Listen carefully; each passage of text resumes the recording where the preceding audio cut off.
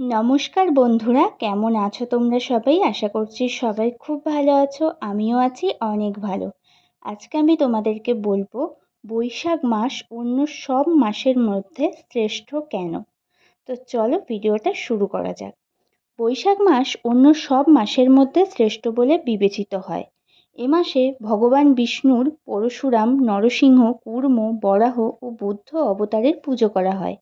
প্রতিদিন 11 বার ওম মাধবায় নমঃ মন্ত্রটি জপ করুন।